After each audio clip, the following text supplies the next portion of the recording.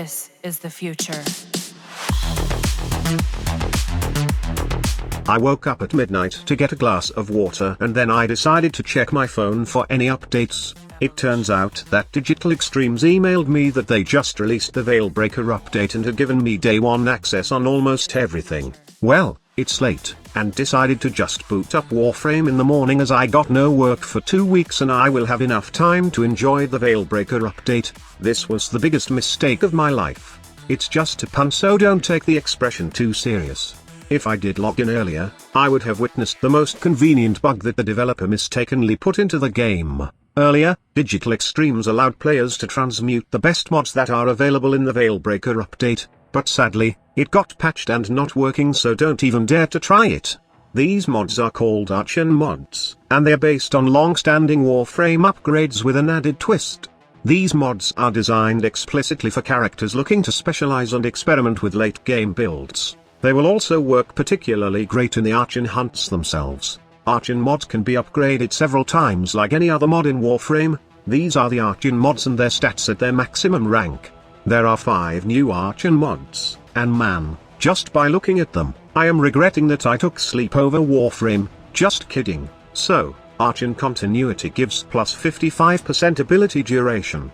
Abilities that inflict a toxin status effect will also apply a corrosive status effect. Archon Flow gives plus 275% energy max. Enemies killed by cold damage have a 10% chance to drop an energy orb.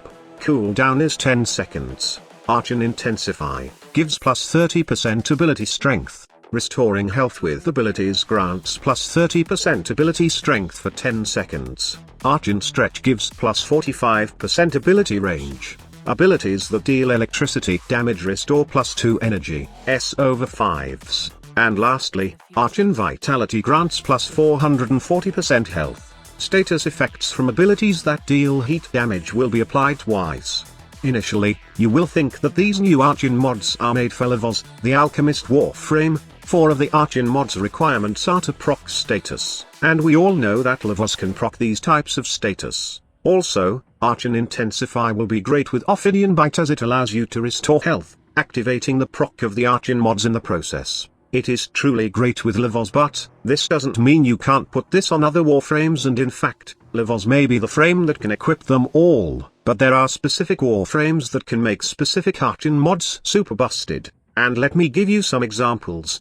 Archon Continuity will be a staple mod for a Feast Grendel build.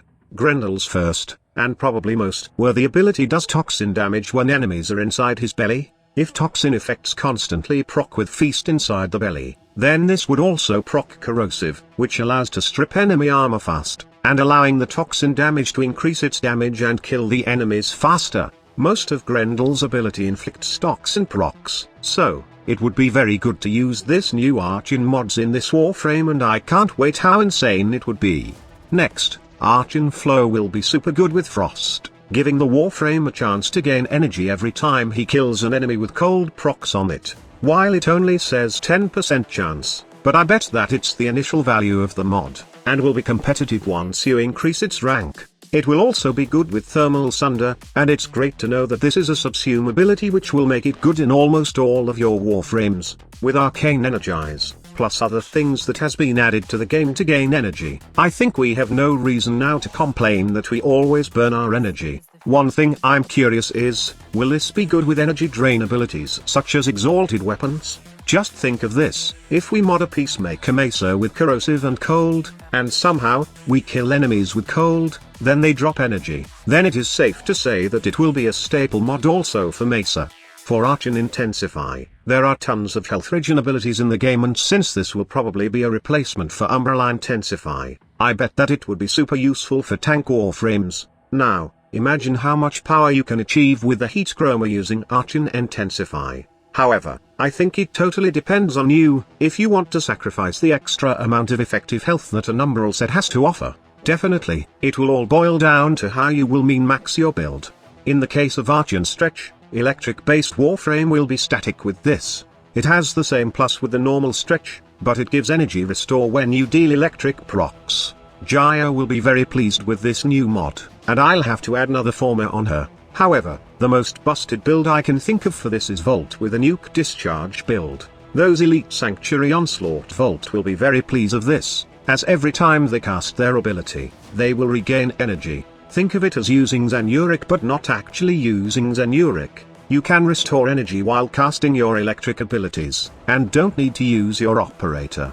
And lastly, Archon Vitality is good for thermal sunder builds, using the heat proc saw. You can also use this with Nizza's Pyroclastic Flow build, but the best way is to use it with Ember, obviously, for that extra oomph on all her abilities. To think of it, you can also subsume Fire Blast in your favorite Warframes, so you can also have the option to use this new Archon mod. A lot of players may say that these mods are redundant, as we have Umbral mods now, but I think it's a great addition to progression. Just think of this. First, as a newbie, we only get the normal mods. Then, we progress. We get primed mods from the Scammer Void Trader. We get to high level, we get the Umbral mods through Sacrifice Quest. And then, this is the end game. Well, if Warframe has any, and the Archon mods are the rewards for those players who have got all those other upgrades. However, it's not exactly the highest version of the mods in my opinion, since you would need to sacrifice mods also in your min-max builds. It might be a bummer for those players who did not get it through transmutation, but it can be earned on the second part of the Veilbreaker update.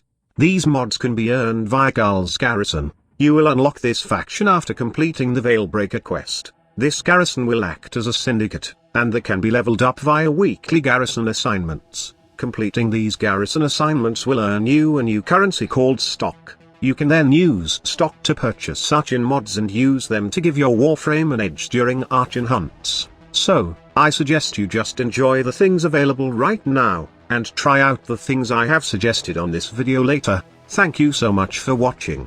Squad Leader signing off.